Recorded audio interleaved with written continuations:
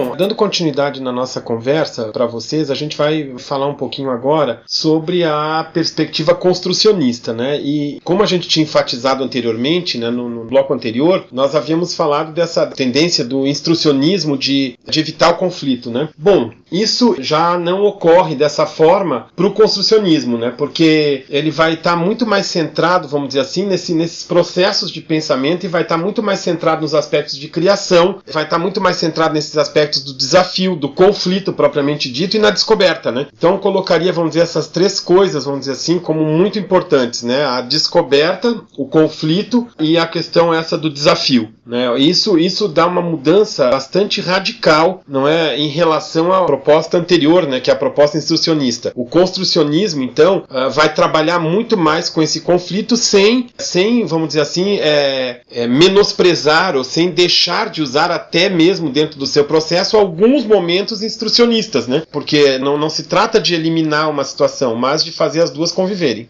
A ideia construcionista, né, vem pautada nas ideias de um outro autor. E um outro autor que traz as ideias ainda de um segundo autor. Então, o construcionismo está pautado nas ideias de Papert, que se baseou nas ideias de Piaget, com a visão chamada construtivista, né? Quando aplicada dentro da perspectiva da tecnologia digital, acaba ganhando esse nome de construcionismo. Mas a proposta é essa sim, professor. A ideia é que o aluno tenha nas mãos, né, um desafio, seja para a resolução de problema, seja para a criação de algo novo, e ele faz uso desse computador justamente para tentar resolver esse problema. E na tentativa de resolver o problema, ele se depara com obstáculos que às vezes ele mesmo se impõe porque não conhece determinados conceitos e não conhece muito bem o conteúdo que está sendo trabalhado. Então, muitas vezes ele descobre, né, o que ele precisa fazer, o que ele precisa aprender no processo de aprendizagem dele utilizando o computador. E isso é muito interessante, né, porque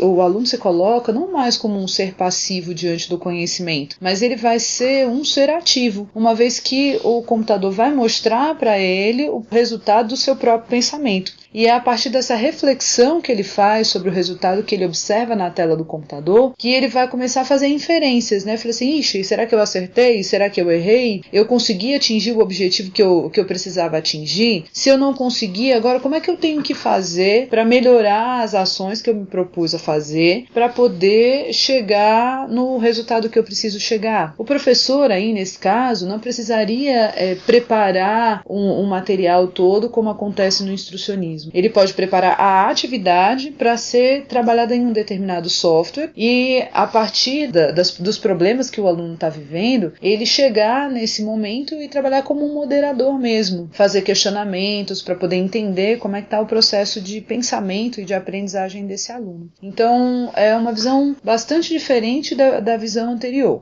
Uma outra leitura que eu me lembro assim, do passado era a questão assim, do... Eu não tenho... Assim, mas era o Papert, né, que realmente fez essa divisão, né, do uso do computador, principalmente da instrução, né, apoiada no computador. Na época, quando estudou isso, ele falava da questão do instrucionismo como muito mais centrado, vamos ver assim, na busca da melhoria das técnicas de ensinar. Quer dizer, eu vou aperfeiçoar, vamos dizer assim, as técnicas de ensino, né, vou aperfeiçoar os artefatos tecnológicos para que eles fomentem, vamos dizer assim, mais essa técnica de ensinar, enquanto que o construcionismo, ele vai trabalhar muito mais centrado na questão, vamos dizer assim, de uma atitude mais ativa do aluno, né, em cima da construção do próprio conhecimento, né. E eu me lembro até que vinha o papo de que o professor, então, ele além, né, vamos dizer assim, de todas as características que envolvem a docência, né, ele teria, vamos dizer assim, que incorporar nessas características também o aspecto de ser um mediador. Quer dizer, e aí eu me lembro que na época muita gente confundia, dizendo assim, então o professor agora não tem que mais ensinar, né, o professor vai só ter que mediar. Então a gente está, vamos dizer assim, minimizando a ação do docente. Não é isso.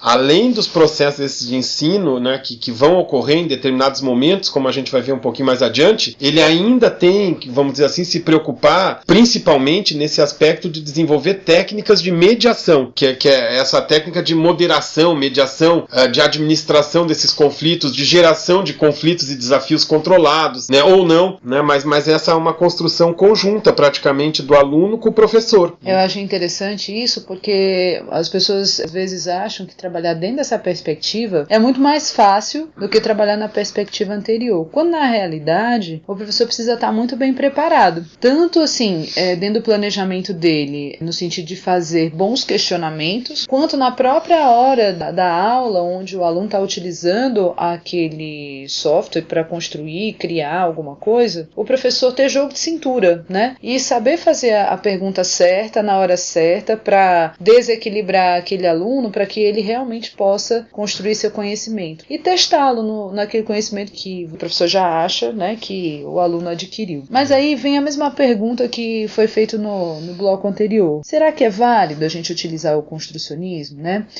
Onde é que ele pega? Onde é que não fica legal? Onde é que dá trabalho? Será que a gente tem que estar utilizando o construcionismo sempre, em todas as aulas que a gente faz? Quais são aí as diferenças que faz a gente usar mais o instrucionismo ao invés do construcionismo ou mais o construcionismo ao invés do instrucionismo? E eu acho que uma pergunta muito interessante é assim, será que a gente faz uso mesmo dessas ideias? Então a gente vai estar respondendo essas perguntas aí, pelo menos na tentativa, né? No próximo bloco.